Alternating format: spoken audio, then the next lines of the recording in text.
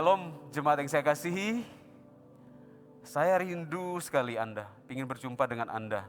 Karena buat apa gereja kalau nggak ada jemaatnya? Gereja itu kan orangnya ya. Beritahu diri Anda sendiri, gereja itu saya. Bilang ke orang samping Anda, gereja ini adalah Anda. Jadi gereja itu apa artinya kalau nggak ada manusianya, jemaatnya?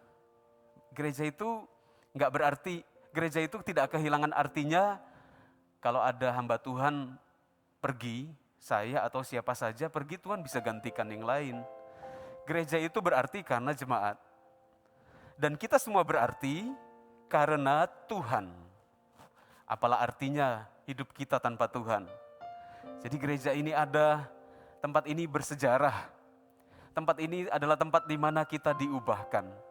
Banyak keluarga-keluarga diberkati di tempat ini. Keluarga-keluarga yang dulu masih anak muda, Pro-M, AOG, bahkan Eagle Kids dulu. Coba tanya Ibu Yani, Ciani, kaget-kaget dia. Beliau berkata, itu ya dulu anak Eagle Kids saya, ruangannya di sana kalau ibadah. Sekarang pemberkatan nikah. Berarti tempat ini sudah jadi sejarah di hadapan Tuhan. Menjadi tempat yang dimana orang-orang itu dipulihkan, diberkati, membangun hubungan. Dan di tempat ini juga beberapa orang pertama kali terima Yesus. Jadi tujuan dari gereja adalah perubahan hidup setiap manusia yang ada di dalamnya. Tujuan kita bergereja adalah kita berubah sesuai menjadi seperti Yesus. Dan karena kita cinta Tuhan, gereja nggak ada arti, tempat tidak berarti tanpa umat Tuhan. Umat Tuhan tidak berarti tanpa Tuhan. Oleh karena kita menganggap Tuhan yang paling penting dalam hidup kita, Tuhan berikan kita tempat terbaik. Doakan juga puji Tuhan untuk pembangunan yang sedang dimulai di sisi sebelah kanan saya, sebelah kiri Anda. Doakan untuk bisa tidak ada kendala dan selesai pembangunannya. Ada ruangan untuk babies room, ada chapel juga untuk Eagle Kids supaya nanti minggu kalau ibadah, ini masih online ya. Anak-anak kita masih batasi di rumah saja. Mereka agak sulit untuk kita bilang jaga jarak, nggak bisa. Mereka ya lupa bisa main, jadi di rumah dulu. Jadi ada ruangan chapel di situ supaya ada 3 kelas anak-anak kita nggak kumpulkan semua dari kecil yang sampai yang usia berapa gitu. Jadi kita bagi. Doakan supaya dengan adanya ruangan-ruangan tersebut, pelayanan Tuhan kepada jemaat semakin baik. Amin. Jadi Anda ada di sini hari ini karena Tuhan mengasihi Anda. Belum selesai rencana Tuhan. Tadi waktu saya sedang berdoa di ruang hospitality di lantai 2 itu, saya mendengar para pendoa sedang menyembah Tuhan sama-sama. Saya terharu mendengar lagu mereka. Jiwa saya tuh rasanya tenang waktu dengar lagu itu. Mereka sih nyanyinya, maaf ya, tidak semerdu yang tadi, yang di PAW di sini sih ya. Kalau pendoa itu merdunya doanya, bukan lagunya. Walaupun ya nggak fals juga, mereka nyanyinya ya apa adanya gitu ya. Lagunya sederhana tapi itu kedengaran ke telinga saya masuk sampai ke hati. Wah, senang ada di tempat ini. Terima kasih pendoa-pendoa. Mereka nggak kelihatan di sini, mereka kadang menyebar, mereka berdoa selama ibadah. Saya dengar lagu, di hadiratmu, kerendahan ya, naiknya. Kita nyanyi sama-sama ya, nyanyi dulu baru kita dengar firman.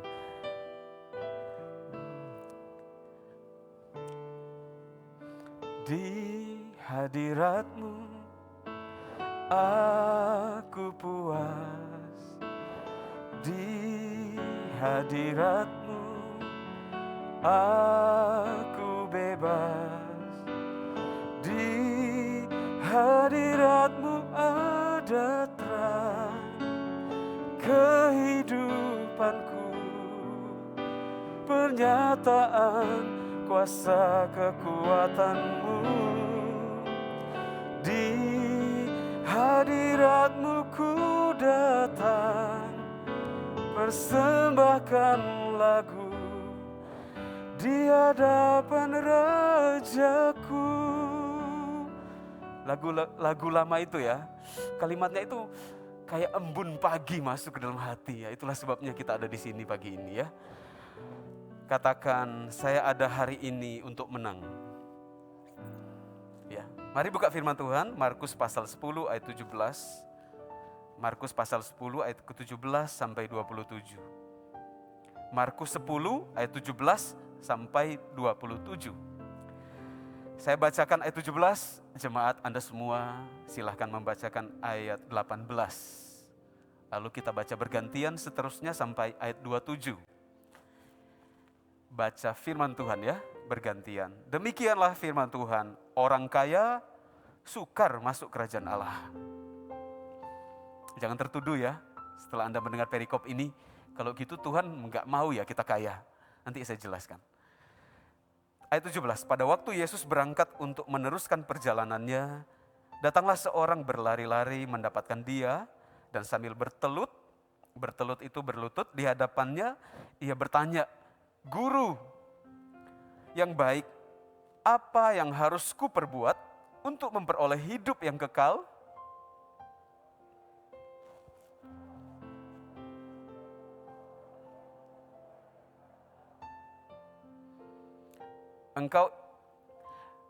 Ayat 18 tadi, sekarang 19. Engkau tentu mengetahui segala perintah Allah.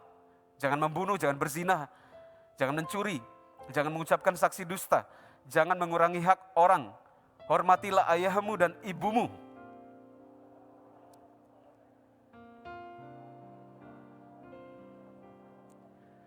Tetapi Yesus memandang dia dan menaruh kasih kepadanya. Lalu berkata kepadanya, hanya satu lagi kekuranganmu. Pergilah, jualah apa yang kau miliki dan berikanlah itu kepada orang-orang miskin. Maka engkau akan beroleh harta di sorga. Kemudian datanglah kemari dan ikutlah aku.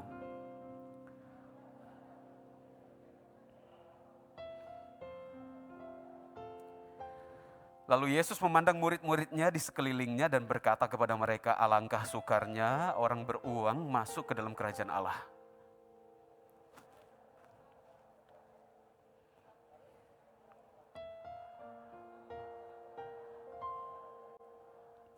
Lebih mudah seekor unta melewati lubang jarum daripada seorang kaya masuk ke dalam kerajaan Allah.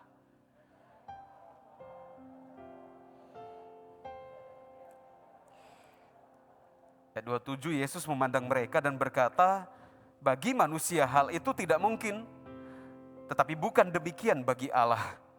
Sebab segala sesuatu adalah mungkin bagi Allah. Katakan amin. Katakan segala sesuatu mungkin bagi Allah. Nah, hari ini saya akan membahas, menyelesaikan seri terakhir, tema besar, menjadi seperti Yesus. Siapa yang mengikuti di YouTube GMS Sumatera? Puji Tuhan ya. Jadi saya dari sejak masa pandemik itu memulai, kemudian saya berdoa dan Tuhan mewahyukan tema besar ini untuk saya sampaikan. Bukan sesuatu yang mudah untuk saya mempersiapkan, karena ada 10 tema yang harus saya sampaikan. 10-10-nya itu tentu ada hal-hal yang lain yang bisa dijelaskan. Tetapi 10 tema ini saya merangkum dari kehidupan Tuhan Yesus Kristus. Tuhan yang kita sembah itu bukan Tuhan yang tidak mengerti penderitaan kita. Karena Yesus juru selamat datang jadi manusia. Yesus itu, maaf ya Tuhan Yesus ya, kalau Yesus datang ke sini saat ini, dulu ya, kalau secara fisik, lalu kita cubit Tuhan Yesus tetap sakit, akan merasakan sakitnya. Karena dia manusia 100%.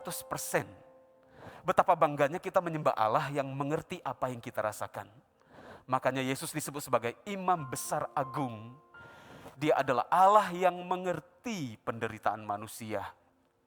Ada yang memberi contoh begini. Untuk kita menyelamatkan semut-semut, maka kita harus jadi semut.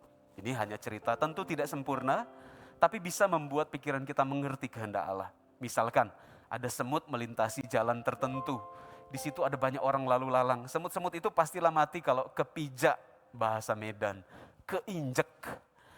Lalu kita berteriak kepada semut-semut, pergi dari jalan ini, karena kalian akan mati, keinjak, kelindes.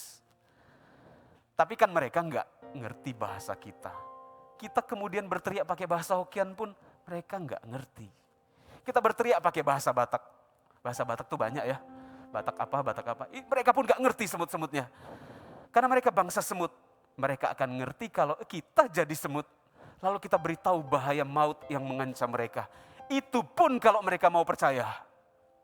Masa sih kamu manusia jadi semut? Itu kan yang manusia lakukan sekarang. Masa sih Tuhan jadi manusia?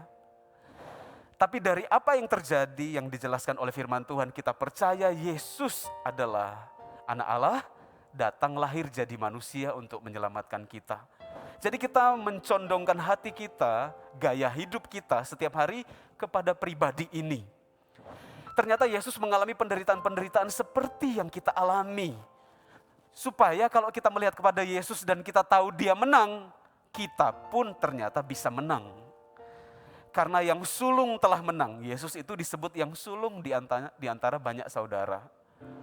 Kalau kita lihat seseorang itu menang, kita termotivasi bukan? Kalau kita selidiki Alkitab, satu anak muda yang pernah pakai ali-ali ketapel pada zaman itu, pernah merobohkan seorang panglima perang namanya Goliat. Yang merobohkan namanya Daud. Sejak Daud mengalahkan orang sebesar itu, kalau kita baca ada banyak cerita, ada orang-orang lain juga yang mengalami kemenangan yang sama. Tiba-tiba ponakannya Daud bisa menang mengalahkan orang-orang yang besar seperti Goliat. Jadi kalau ada orang mendahului, yang lain terinspirasi. Kalau Yesus telah pergi sampai ke kayu salib dan menang, selayaknya lah kita semua terinspirasi dan berkata, oh ternyata saya juga bisa ya. Coba Anda ke mall, parkir, ada orang salah parkir, masih kosong gitu ya, salah parkir, harusnya nggak boleh terlalu maju gitu ya. Tapi karena ada yang satu maju, lalu yang lain ikut, dia juga melakukan hal yang sama. Lalu kemudian jadilah ratusan mobil begitu semua. Ketika Yesus menang atas dosa, ketika Yesus memberikan kemenangan kepada kita, harusnya kita mencontoh. Yang jahat saja manusia mudah ikuti, apalagi yang baik, karena kita diciptakan baik. Orang tua mendoakan supaya bayi lahir, dan Anda adalah hasil dari doa orang tua. Berarti Anda dilahirkan untuk tujuan yang baik. Katakan mata tertuju kepada Yesus. Nah, tema terakhir ini adalah, saya beri tema, Yesus dan kemuliaannya. Katakan Yesus dan kemuliaan. Sudah selayaknya Yesus itu kita sembah, amin. Sudah selayaknya segala kemuliaan, segala hormat, kebesaran, kejayaan, keperkasaan hanya milik Tuhan. Dan Yesus menerima kuasa, kata firman Tuhan, di sorga di atas, di bumi di bawah. Segala kuasa di langit telah dilintasi dan Yesus berhak menerima segala kemuliaan. Dia adalah Raja, Dia adalah Allah, kekal untuk selama-lamanya. Dia adalah firman yang hidup, kita belum ada, Yesus sudah ada. Tapi Dia datang jadi manusia. Dia layak menerima segala kemuliaan. Tapi lihat ayat yang ke-18. Pasal 10 ayat 18, pembacaan kita tadi, kita fokus ke ayat itu. Demikianlah firman Tuhan. Jawab Yesus, mengapa kau katakan aku baik? Tak seorang pun selain dari Bapa Allah saja yang baik. Tak seorang pun yang baik selain daripada Allah saja. Ada orang datang kepada Yesus dan tanya, Guru yang baik, apa yang harus kulakukan supaya aku ini dapat hidup yang kekal? Itulah juga yang kita pertanyakan. Gimana ya supaya kita ini selamat, 2021 bisa selamat gitu ya. Gimana supaya anak-anak selamat? Gimana supaya keluarga kita ini selalu diselamatkan oleh Tuhan? Diterjemahkan dengan bahasa sederhana. Kita semua mendoakan keselamatan kita. Tapi keselamatan kita udah pasti dalam Yesus, amin. Kita bisa buat terjemahkan dalam hal-hal kecil sehari-hari. Gimana pekerjaan saya tanda kutip selamat? Gimana hubungan-hubungan saya tanda kutip selamat? Gimana usaha saya dalam tanda kutip selamat? Keselamatan di mana-mana. Makanya kita setiap hari, kalau pagi kita berkata selamat pagi. Kalau siang kita berkata selamat siang. Kan gak berkata, buka jendela pagi hari dan berkata, dikutuki pagi ini. Kan kita selalu berkata, selamat pagi. Dan ada satu kata lebih powerful dari selamat pagi. Shalom. Kalau selamat itu kan bahasa umum ya. Kalau shalom itu bahasa anak Tuhan. Shalom atau GBU. GBU itu selalu jadi trending topik di Twitter awal-awal. Lalu Twitter menyadari GBU itu ternyata perkataan orang-orang Kristen ya, nggak jadi trending lagi. Selalu nggak tergantikan GBU, apalagi kalau mau hari Minggu, GBU. Di seluruh dunia, GBU. Itulah yang harus kita katakan. Ada seorang datang kepada Yesus dan tanya, "Guru, yang baik, apa yang harus kulakukan supaya aku selamat?" Yesus nggak langsung jawab, begini. Yesus berkata, Yesus koreksi satu hal. Di dalam permintaan pertanyaanmu itu ada yang salah. Mengapa engkau katakan aku baik? Hanya Allah saja yang baik. Apakah Yesus nggak baik? Oh pasti baik. Dia memberikan nyawanya. Apakah Yesus tidak mengasihi? Tidak mungkin. Yesus menjelajah, berjalan dari kampung ke kampung, mendoakan, menyembuhkan orang. Apakah Yesus itu munafik waktu berkata, nggak ada yang baik selain Allah saja? Atau Yesus baik tapi pura-pura nggak mau ada kan orang bermegah atas kerendahan hati. Ada loh. Ada di gereja, saya baca satu buku, entah kenyataan atau enggak, atau ilustrasi. Pemilihan orang paling rendah hati. Dipilihlah satu orang bapak sederhana gitu ya, paling rendah hati, dapat pin. Ya, jadi dialah jemaat paling rendah hati di gereja itu. Minggu depannya bapak itu datang ke gereja tetap pakai pinnya, setelah itu dicopot, Anda ternyata enggak rendah hati. Karena dia memegahkan kerendahan hatinya. Memang agak sulit ngomong soal kerendahan hati dan kemuliaan. Bisa jadi dua arah. Saya cerita ke Anda bisa lihat saya yang berkhotbah rendah hati enggak?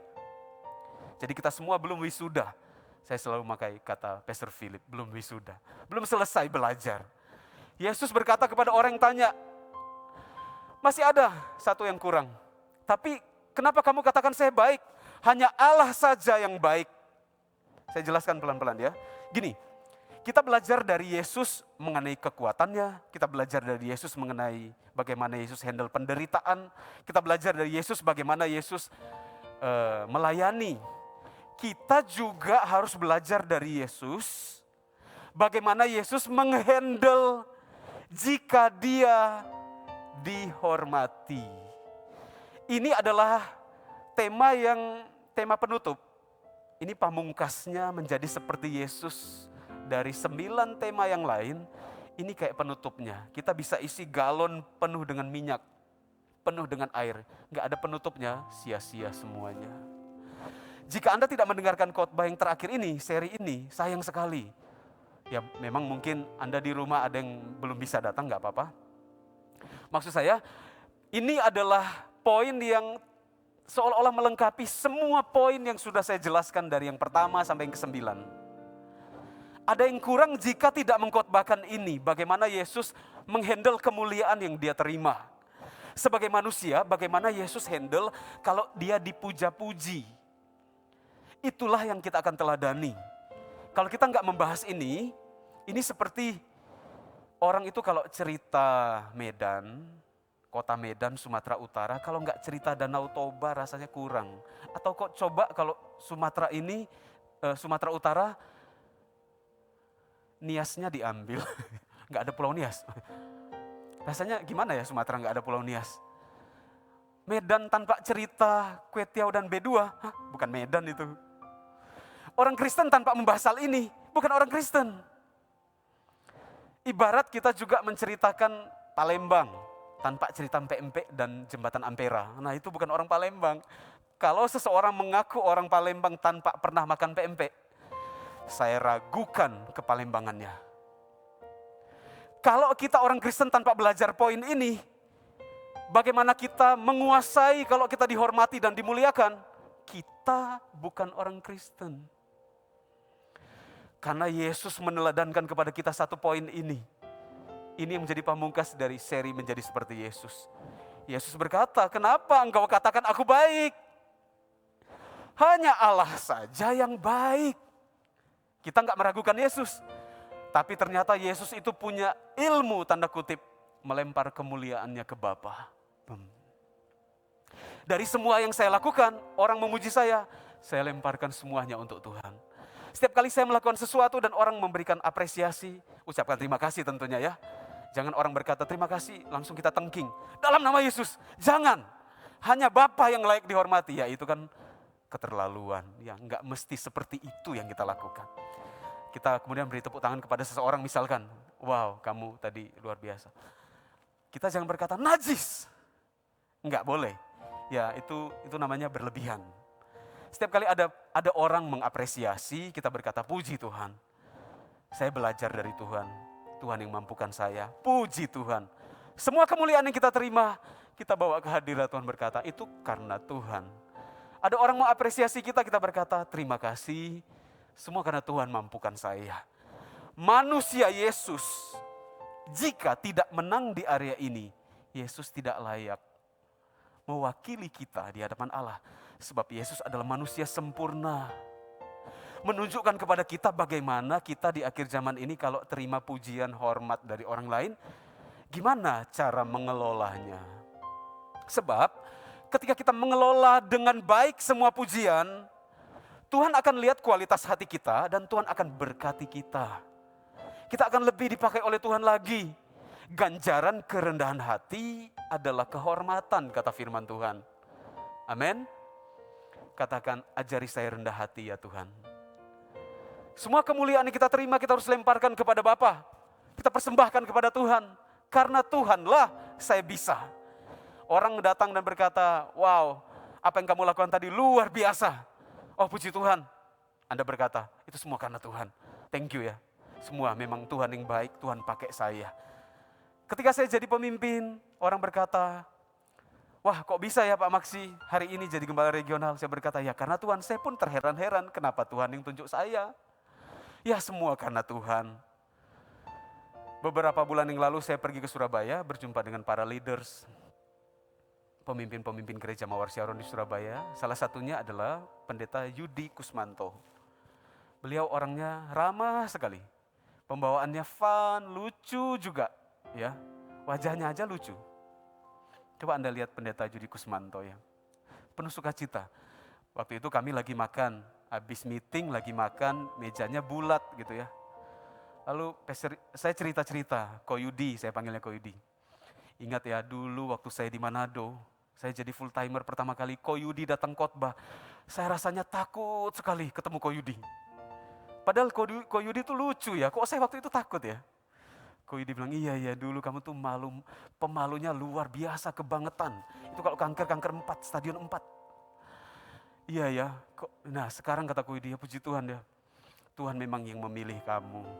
Sehingga Ko Yudi bercanda ya, sehingga kamu sekarang itu duduk sederajat dengan Koko. Ya, terus saya bilang kalau gitu saya duduknya melorot aja. Supaya Ko Yudi lebih tinggi kalau duduk. Ya begitulah di antara kami bercanda-bercanda. Saya belajar kerendahan hati dari beliau. Saya belajar bagaimana melayani itu melemparkan semua kemuliaan kepada Tuhan. Kalau Anda mengalami menyelami pemikiran ini, kebenaran ini, menghidupinya, betapa lebih lagi banyak buah yang akan Tuhan munculkan dari kehidupan Anda. Warisan terbaik kita kepada anak-anak, kepada keluarga besar kita bukan soal harta saja, penting tapi bukan yang terpenting. Yang warisan terbaik dari orang tua kepada anak adalah bagaimana hati kalau dipuji itu gimana sih responnya. Bagaimana kalau Anda dipuji itu dilihat oleh anak-anak Anda dan mereka bawa itu dari generasi ke generasi. Biarlah gereja Mawar Syaron keluarganya tidak dikenal, orangnya sombong-sombong, orangnya itu begini-begini. Biarlah kita rendah hati. Ada berkat Tuhan yang disediakan bagi orang-orang yang belajar untuk melemparkan kemuliaan kepada Tuhan. Nah, ada kejadian lain lagi waktu saya pergi ke Surabaya bersama dengan istri saya waktu meeting. Saya berjumpa dengan seorang hamba Tuhan, senior di Indonesia. Kalau saya sebutkan namanya Anda tahu. Tapi beliau sangat mendukung kegerakan Gereja Mawar Syaron. Bahkan beliau sudah menjadi member di Gereja Mawar Syaron. Beliau berpengalaman di Indonesia, banyak yang kenal dan beliau adalah seorang hamba Tuhan senior. Waktu malam hari kami gembala-gembala regional berkumpul dan makan bersama, termasuk ada Pastor Philip, ada juga beliau duduk persis depan saya, hamba Tuhan ini. Lalu ngobrol-ngobrol dan beliau cerita, saya ada kesaksian. Dulu waktu saya ada di gereja yang lama, saya ini antusias melayani Tuhan, saya pokoknya menonjol orangnya. Apa-apa memimpin kebaktian luar biasa. Selalu saya. Yang diandalkan pemimpin saya. Saya. Saya sudah menjadi seperti orang nomor 2 lah di gereja. Nah, kemudian kami membuka pelayanan di Jakarta.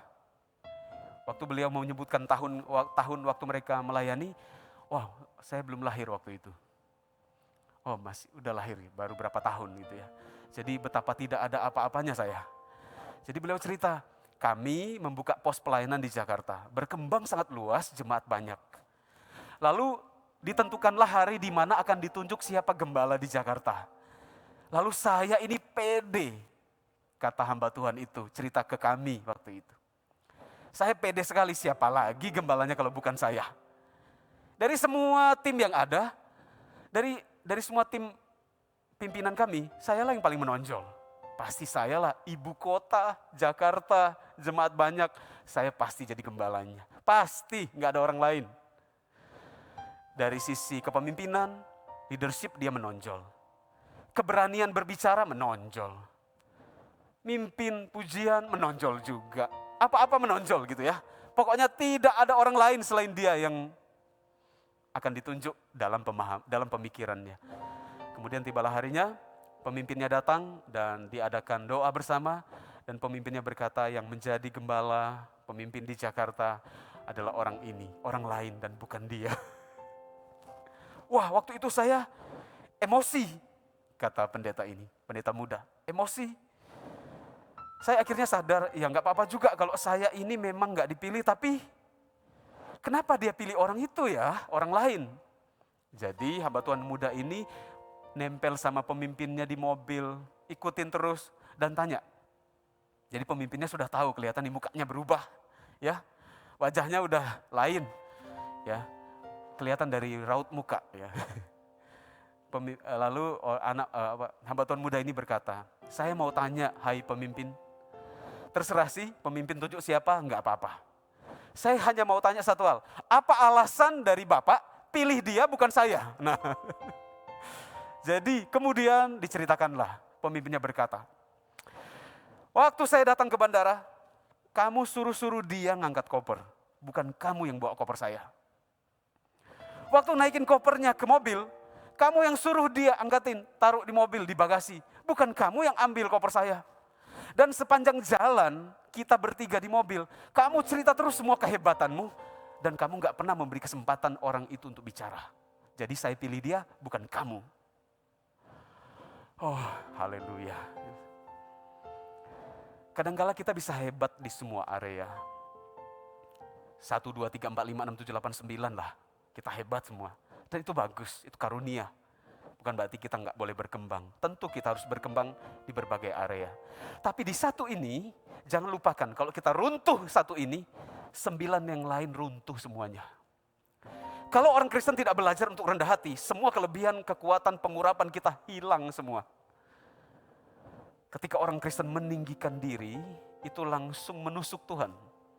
Karena orang Kristen tidak diciptakan untuk disembah. Orang diciptakan, orang Kristen jadi baru untuk menyembah Tuhan. Kalau kita memahami cerita ini, memahami kebenaran ini, merenungkannya, dan kita bawa pulang untuk keseharian kita, Tuhan akan meninggikanmu. 2021, Tuhan akan membawa Anda tinggi. Karena setiap kali orang memuji, Anda berkata, semua memang karena Tuhan, semua karena Bapa. Gereja Mawar Syaron karena Bapa. Lalu karena ada orang-orang dalamnya mau dididik dengan setia, bertumbuh semuanya. Tetapi ujung awalnya semua karena Bapa. Bapa yang mempercayakan dan kita merespon dengan baik. Bukan berarti setelah Anda dengar khotbah ini, Anda berkata kalau gitu ya nggak usah lakukan yang terbaik lah. Kan semuanya dari Bapa. Tuhan memberikan tapi kita merespon. Tapi modalnya selalu dari Bapa. Awal-awalnya benihnya selalu dari sorga. Makanya disebut sebagai benih kerajaan sorga. Saya percaya kita semua hari ini belajar sebuah kunci keberhasilan dalam hidup. Ketika seseorang yang sempurna datang kepada Yesus, Yesus langsung bilang, masih ada yang kurang, satu aja yang kurang. Jadi ada orang anak muda berlari kepada Yesus dan berkata, "Guru, apa yang harus kulakukan supaya aku memperoleh hidup yang kekal?" Yesus berkata, "Kamu sudah baca firman? Jangan begini, jangan mencuri, hormati orang tua dan sebagainya. Semua hukum-hukum itu telah kulakukan ya guru." Jadi anak muda ini terdidik sejak masa kecilnya, dalam pertumbuhan menjadi dewasa, dia telah melakukan hukum Taurat. Dan itu luar biasa. Orang ini sangat luar biasa, seolah-olah dia adalah manusia sempurna. Dia datang kepada Yesus dan berkata, "Semuanya telah kulakukan, sudah semuanya. Kita ini sudah perfect." Dia merasa semua sudah dilakukan. Dia diberkati dalam pekerjaannya, dia menjadi orang sangat diberkati sehingga dia disebut orang kaya. Dia datang kepada Yesus dan dia berkata, "Semua hukum itu telah kulakukan." Wow, hari itu Yesus berhadapan dengan orang tanda kutip sempurna. Tapi ternyata kalau di hadapan Tuhan gak ada yang sempurna ya. Ketika anak muda itu berkata, "Semua sudah kulakukan," Yesus berkata, "Oh ya, masih ada satu lagi yang kurang. Dan satu itulah yang terpenting dalam hidupmu. Hanya Bapa yang baik." Yesus ajarkan kepada orang yang mengatakan semua sudah dilakukan. Yesus pun berkata, "Saya pun gak layak dibilang baik. Hanya Bapa yang baik." Tak seorang pun di gereja Mawar Sharon harus boleh berkata, "Saya sudah melakukan semua dengan sempurna, gak ada yang seperti saya." Detik kita berkata demikian, selalu masih ada yang kurang. Berarti tidak ada yang sempurna. Jadi, masih ada yang kurang? Apa itu? Yesus berkata, gini, satu ini. Kalau kamu lakukan yang satu ini, kamu beroleh harta di sorga. Satu, lalu mungkin dia deg-degan. Apa itu satu itu? Yesus berkata, dan itu sangat memukul hati sampai ke sumsumnya. Kira-kira begitu. Sampai ke pemikiran, sampai ke relung hatinya, hancur sedih langsung. Semua yang dia lakukan seolah sia-sia karena yang satu itu dia belum lakukan dan tak sanggup lakukan. Yesus berkata yang satu itu, "Jual semua hartamu, lalu kamu ikut saya." Wow. Bisa saja orang itu ada kesempatan menggantikan Yudas loh sebagai rasul, tapi dia gak mau. Lalu dia pulang dengan sedih, jual semua harta, berikan kepada orang miskin. Akan selalu ada hal yang kurang jika harta kita bukanlah Tuhan. Kita bisa beli barang apa saja. Beli mobil yang bagus, itu ya semua orang pingin lah ya, punya fasilitas yang baik. Kita bisa punya ini dan itu. Kita bisa punya simpanan, jangan salah, simpanan di bank maksudnya. Bukan simpanan yang lain ya, no. Tidak ada di gereja Mawar Sharon. Simpanan maksudnya harta dari kita bekerja, lalu kita. Kemarin soalnya saya bertemu Pak Reputasi dan bapak-bapak yang lain ngobrol dan ngomong soal simpanan. Simpanan, bercanda, simpanan bank ya. Kalau nanti enggak, jangan, sudah kembali ke khotbah yang bilang kanan kiri, tidak boleh ada simpanan selain simpanan harta. Ya, khotbah itu harus fokus ya, enggak boleh belok. Kita bisa punya banyak hal. Kalau kita enggak punya Tuhan, semuanya kurang. Kenapa ada orang punya sesuatu yang sederhana, tapi hidupnya sukacita setiap hari? Kenapa ada orang yang punya banyak, tapi nggak ada sukacita? Ternyata kuncinya bukan di apa yang kita miliki, tapi atas semua yang kita miliki, kita punya Tuhan. Itulah baru nggak ada kurangnya. Jadi ada orang sempurna datang dan bertanya, apalagi yang kurang? Apa yang kulakukan supaya aku sempurna? Semua sudah kulakukan, apalagi yang kurang? Yesus berkata, satu lagi, ya sudah, jual semua hartamu.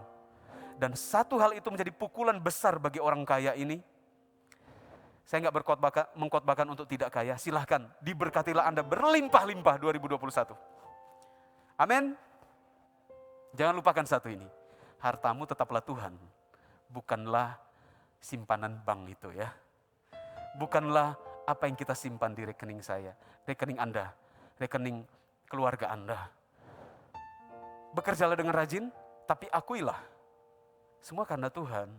Jadi ketika Yesus itu menerima pujian, Yesus berkata, kenapa kamu katakan aku baik? Hanya Bapa yang baik. Hanya Tuhan yang baik. Yesus adalah Raja layak disembah.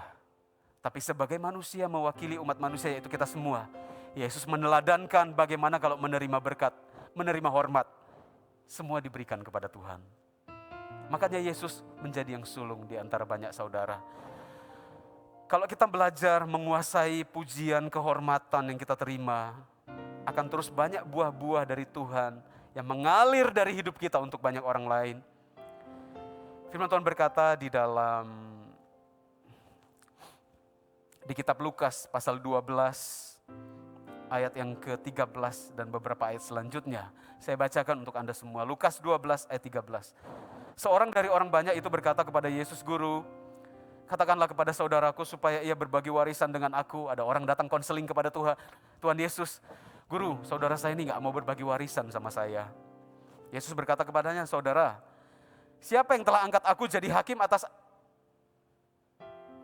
atau pengantara atas kamu?" Katanya lagi kepada mereka, "Berjaga-jaga, waspada terhadap segala ketamakan. Sebab walaupun seorang berlimpah-limpah hartanya, hidupnya tidak telah tergantung daripada kekayaannya itu." Kemudian ia mengatakan kepada mereka suatu perumpamaan, katanya, "Ada seorang kaya, tanahnya berlimpah-limpah hasilnya. Ia bertanya dalam hatinya, apakah yang harus aku perbuat?" Orang tambah kaya, tambah bingung. Selanjutnya apa ya? Selalu ada yang baru ya, selalu ada yang kurang. Apa yang aku perbuat? Sebab aku tidak mempunyai tempat di mana aku dapat menyimpan hasil tanahku. Ayat ini luar biasa ya. Ada orang bertanya, aku gak punya tempat lagi untuk menyimpan semua hasil tanahku. Sementara ada orang berdoa, aku gak punya tempat untuk tinggal. Nah, orang ini beda. Aku gak punya tempat untuk meletakkan semua kekayaanku. Sementara orang lain berdoa, Tuhan, di mana saya tinggal? Nah, memang dunia ini kebalik-balik ya. Lalu katanya, inilah yang aku perbuat. Aku akan rombak lumbung-lumbungku dan aku akan mendirikan lebih besar. Aku akan menyimpan di dalamnya segala gandum dan barang-barangku. Sesudah itu aku berkata kepada jiwaku, jiwaku ada padamu banyak harta, banyak barang, tertimbun untuk bertahun-tahun lamanya. Beristirahatlah, makanlah, minumlah, dan bersenang-senanglah. Ayat 20, tetapi firman Allah kepadanya, hai engkau orang bodoh, pada malam ini juga jiwamu akan diambil daripadamu. Dan apa yang telah kau sediakan, untuk siapakah itu semua? Untuk siapakah itu nanti? Demikianlah jadinya dengan orang yang mengumpul harta bagi dirinya sendiri jikalau ia tidak kaya di hadapan Allah. Yesus didatangi manusia sempurna, semua sudah dilakukan dan Yesus memberitahu satu hal. Dan dia hancur hidupnya, merasa hancur hati. Karena hal itu tidak bisa ia lakukan. Masih satu lagi yang kurang. Selalu ada yang kurang kalau bukan Yesus jadi harta kita. Selalu ada yang kurang kalau kita memuji diri kita sendiri. Gereja Mawar Syaron, mari kita selalu memuji Tuhan 2021. Mari kita mengakhiri 2020 dengan segala kemuliaan hanya bagi Tuhan. Kita bisa karena Tuhan yang memampukan kita. Tuhan bisa. Ya. Kerendahan hati itu spirit ya. Bukan soal, ada orang bilang saya itu kalau ibadah ya suka duduknya di belakang. Supaya rendah hati. Ya kalau semua duduk di belakang, yang duduk di depan siapa? Kadang-kala konteksnya nggak masuk akal sih. Coba Anda punya 6 orang anak. Ayo makan semua, papa sudah tunggu makan. Papanya udah duduk, meja makan gitu. Semua tiba-tiba duduk di lantai. Kami semua mau rendah hati, Pak. Papa aja yang makan di meja, Pak. Emosi kan orang tuanya? Kadang-kala Tuhan juga emosi, sudah diberi kasih kepada kita, merasa kita ini terkutuk, jauh dari Tuhan. Konteksnya itu kerendahan hati, konteksnya itu spirit. Orang yang rendah hati dengan murni dan baik adalah orang paling berani di muka bumi. Bukan orang penakut yang gini. Orang, permisi, kalau di Medan kan mau makan semua disapa ya. Kalau 20, Ci makan, Komeksi makan, Pak makan. Nah itu ada full timer kita begitu. Semua dipanggil satu-satu, kau makan, Pak makan. Saya berkata enggak usah dipanggil satu-satu namanya, bilang aja makan ya semua, gitu aja. Kalau enggak, kamu enggak selesai makannya. Kerendahan hati itu enggak boleh plek, saklek, begini, rendah hati itu begini. Bukan, kerendahan hati itu spirit, rendah hati. Menghadapi dengan berani, tapi hatinya itu selalu berkata, saya bisa karena Tuhan. Amin. Tuhan akan memuliakan dan mengangkat kita dengan kemuliaannya sendiri, bukan kita yang cari. 2021, Tuhan akan mengangkat kita semua. Asalkan kita rendah hati. Catat aja, kehidupan rendah hati itu kehidupan yang melemparkan kemuliaan kepada Allah itu selalu terpancar dalam poin yang pertama, kita ini suka memberi. Yesus berkata, jualah semua hartamu, berikan kepada orang lain. Jangan jadi jemaat kikir. Jangan jadi orang kikir. Jangan jadi dalam keluarga Anda dikenal sebagai orang kikir. Dari, kalau zaman dulu kan anak banyak ya. Dari 12 bersaudara, ada kan yang nomor 1 punya pabrik. Yang ini orang kaya, ini orang, tiba-tiba ada satu orang di antara orang banyak itu, sekalipun bukan yang terkaya, kadang-kala dikenal sebagai orang yang paling baik. Harusnya Anda. Ya kalau bisa sih yang paling kaya juga. Tapi jangan lupakan satu ini. Hendaklah dalam urutan keluarga kakak beradik, kita paling terkenal sebagai orang yang baik. Karena kebanyakan saya temui dari kakak beradik, orang mudah mengingat yang jahat. Mereka akan bilang, wah bapak ini paling kikir di muka bumi. Nah itu saya mau buka rahasia juga. Papa saya kakak beradiknya 9. Papa di Manado. 2 minggu, beberapa bulan yang lalu saya kembali ke Manado, diam-diam tanpa beritahu beberapa di antara Anda supaya Anda jangan kepikiran. Papa saya jantungnya tinggal 12%. Wah ternyata pendeta punya pergumulan ya. Jadi saya pulang itu, banyak juga jemaat yang tanya, Pak, tolong banyak pergumulan. Sedih sekali Pak. Jadi saya lagi ngurus papa saya di rumah sakit, terima telepon dari jemaat. Oke Tuhan berkati, Tuhan kuatkan, Tuhan pasti buka jalan dalam hati. Untuk saya gimana? Tapi saya nggak beritahu kalau saya juga begitu. Nah, dalam percakapan sehari-hari menemani orang tua, papa mama selalu cerita, itu ini, paman yang begini, paman yang itu kaya sekali, tapi aduh paling pelit. Nah jangan, yang satu itu jangan pernah ada di gereja Mawar Sharon. Prinsip pertama supaya kita itu selalu melemparkan kemuliaan adalah semua harta yang kita terima selalu bukan untuk kita juga, tapi juga untuk anak-anak kita, orang tua. Kalau anak-anak wajar lah ya, tapi percaya nggak Anda bahwa ada orang tua kikir sama anaknya? Ada orang tua ngasih makanan ke anaknya sedikit sekali, sampai kurus banget. Ada, saya menemui, ada. Ada orang tua kikir sama saudaranya. Nggak mau berbagi, pokoknya semuanya untukku. Orang yang selalu berkata untukku adalah orang yang paling miskin di dunia. Karena nggak ada satupun yang bisa dia berikan. Tandanya bahwa kita ini memuliakan Tuhan, kita ini memberikan bagi orang lain. Tentu dihitung lah ya. Jangan setelah gajian langsung kasih ke orang lain. Setelah itu nggak makan. Ya berhikmat juga, diatur semuanya pengeluaran, rekening semuanya harus dibayar. Anak sekolah walaupun daring berarti uangnya habisnya di internet, habis nih. Yang gitu kan, internet itu udah makanan sehari-hari. Dari orang-orang tua, belum lagi emosinya ya ketika ngajar. Emosi, teriak, karena anaknya nggak bisa, orang tuanya juga nggak bisa. Jangan pelit, harus sharing, berbagi. Kita memuliakan Tuhan dengan kita mengakui bahwa harta kita itu titipan Tuhan. Oleh karena itu kita membaginya ke orang lain. Sudah diatur dengan baik keuangan, ingat seseorang yang perlu dibantu, kasih. Mungkin ada member CG Anda tahu sangat kesulitan, Anda bisa kirimkan makanan. Sekarang kan gampang ya, tinggal telepon apa kirimkan ke. Tapi Anda yang menerima makanan jangan tersinggung ya. Wah memang saya dianggap gak punya makanan ya di rumah. Ya lain lagi tuh ceritanya. Saya sih senang-senang aja ya kalau ada orang bawa makanan. Saya gak promosi, saya juga gak berkata merasa minder dan direndahkan. Wah masa pendeta dikirimin makanan, emang gak ada uang. Itu sudah masalah hati kalau gitu. Itu perhatian dan kasih. Jangan lakukan untuk saya, lakukan untuk member CG Anda. Ya. Katakan gini, puji Tuhan ada yang kirim makanan. Jadi yang pertama memberi, yang kedua, harta kita harus di sorga. Jangan hanya mengumpul harta di bumi, tapi juga harta di sorga. Bagaimana mengumpul harta di sorga adalah mengakui bahwa kita menyadari bahwa semua yang kita kumpulkan suatu saat akan kita tinggalkan. Rumah semewah apapun, bagus, suatu saat toh, sekalipun itu hak milik. Apa ya? Surat hak milik itu SHM, apa ya? Ya. Ternyata semua SHM di muka bumi ini adalah hak guna pakai di kerajaan sorga. Karena cuma titipan. Akui ya, setiap kali kita pulang ke rumah apa semua, Tuhan terima kasih buat fasilitas, tapi semuanya hanya titipan. Terpujilah Tuhan dengan semua yang saya miliki. Tuhan dimuliakan. Ya.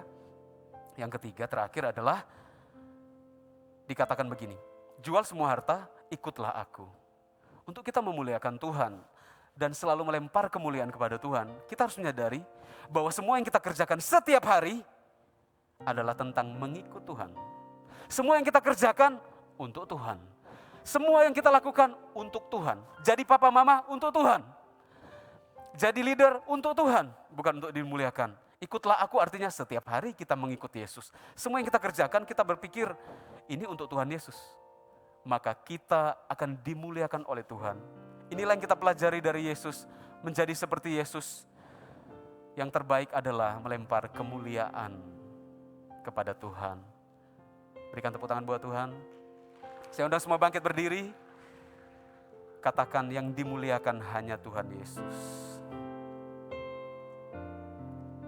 Katakan Tuhan berkati saya. Katakan Tuhan berkati saya berlimpah-limpah. Dan berikan saya hikmat untuk mengelolanya. Untuk kemuliaan Tuhan. Katakan semua yang ada padaku milik Tuhan. Haleluya. Terima kasih Tuhan. Pengakuan iman yang kami ucapkan tadi terjadilah dalam hidup kami. Bagi Anda yang hari ini datang kondisi sakit fisik, mungkin ada kelemahan fisik, bisa angkat tangannya. Yang sakit, yang saya nggak berkata sakit apa ya, mungkin lehernya sakit, kakinya lagi sakit, bisa angkat tangannya. Oke, Anda bisa lihat kanan kiri Anda, kalau ada yang mengangkat tangan, arahkan tangan kepada mereka, biar disembuhkan hari ini. Bapa kami berdoa, sembuhkanlah setiap yang sakit. Hari ini yang bisa kami berikan, kami praktekkan doa kami berbagi dengan orang lain. Sembuh dalam nama Yesus. Setiap bagian tubuh yang sakit, kami berkata di gereja ini, pagi siang ini, sehati kami berkata, setiap yang sakit, sembuh dalam nama Yesus. Kelegaan terjadi untuk fisik Anda dalam nama Tuhan Yesus Kristus. Turunkan tangan Anda.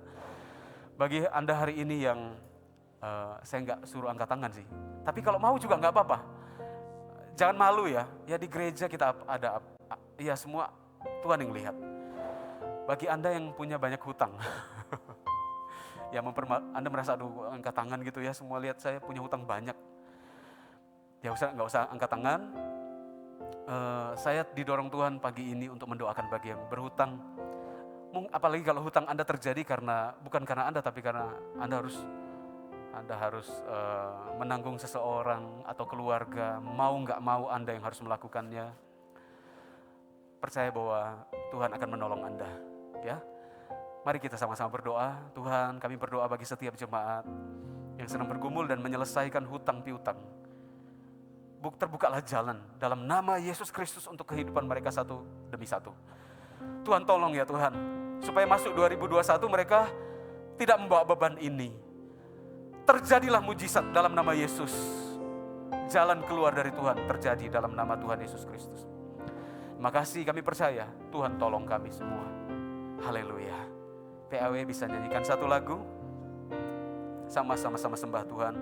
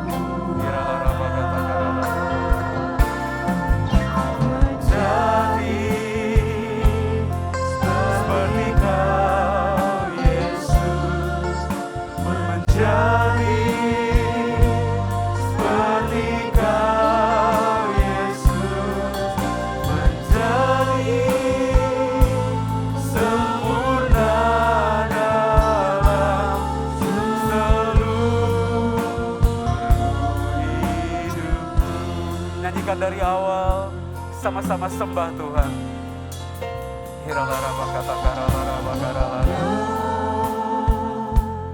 Ku rindukan hanya Kau, Yesus. Nyatakan pribadi-Mu dalam hidupku.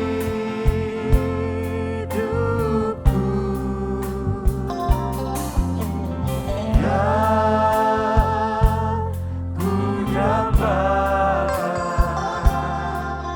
menjadi seperti Kau, Yesus, di dalam perkataan, pikiran, perbuatan, menjadi seperti Kau, Yesus, menjadi seperti Kau, Yesus, menjadi sempurna dalam seluruh hidupku. Menjadi seperti Kau, Yesus, menjadi seperti Kau, Yesus, menjadi sempurna dalam seluruh. Saya langsung naik. Kami bersyukur hari ini kami mendengar kebenaran daripada-Mu ya Tuhan. Dan kami percaya oleh kebenaran, maka hari ini hidup kami dimerdekakan, kami dibebaskan. Terima kasih Bapa. Dan saya ingin mengajak seluruh jemaat yang ada di tempat ini, walaupun yang menyaksikan juga secara online, taruh tanganmu di dadamu. Dan kita sama-sama berdoa. Tuhan Yesus, hari ini saya mengundang Engkau masuk ke dalam hidupku. Jadilah Tuhan dan Juru Selamat pribadiku. Dan hari ini aku mengaku dengan mulutku, aku percaya kepadamu Bapa. Jadilah hidupku sesuai dengan kehendak-Mu. Terima kasih Bapa. Aku mengucap syukur di dalam nama Tuhan Yesus Kristus. Haleluya. Amin. Bapak Ibu, ketika Anda sudah berdoa dan Anda menerima Tuhan sebagai Tuhan dan Juru Selamat pribadimu, percayalah ada satu sukacita yang akan Dia berikan kepadamu. Biar engkau masuk ke dalam rencana hidupmu daripadanya ketika Anda mengakhiri tahun 2021 dan maksud saya tahun 2020 dan memasuki tahun 2021. Amin. Amin. Saya ingin mengajak kita semua untuk kita sama-sama berdoa atas persembahan kita. Dan nanti Bapak Ibu, setelah Anda menerima doa berkat, Anda boleh duduk kembali ya untuk kita pulang secara teratur ya. Jadi Anda duduk kembali sambil Anda menerima informasi kepulangan secara teratur. Oke, mari angkat persembahan kita tinggi-tinggi. Bapa di sorga, Engkau melihat setiap tangan-tangan terangkat yang memberikan persembahan. Bapa, kami percaya persembahan kami menjadi dupa yang harum bagi-Mu ya Bapa. Kami bersyukur atas segala kasih karunia Tuhan di dalam kehidupan kami sepanjang minggu ini. Biarlah persembahan kami menyenangkan hati-Mu Bapa. Kami siap memberi di dalam nama Tuhan Yesus Kristus. Dan mari angkat kedua tanganmu saudaraku yang terkasih. Diberkati engkau dimanapun engkau berada. Tuhan menyinari engkau dengan kasih sukacitanya. Tuhan memberkati engkau bukan saja kepada engkau tapi sampai kepada keturunan-keturunanmu. Diberkati engkau di dalam segala kehidupan, keluarga, pekerjaan dan pelayananmu. Apapun yang engkau kerjakan Tuhan akan buat berhasil. Terimalah berkat yang mulia ini hanya di dalam nama Allah Bapa, kasih karunia daripada Yesus Kristus dan persekutuan yang indah dengan Roh Kudus menyertaimu dari hari ini sampai selama-lamanya. Yang menerima berkat, mari kita sama-sama katakan amin.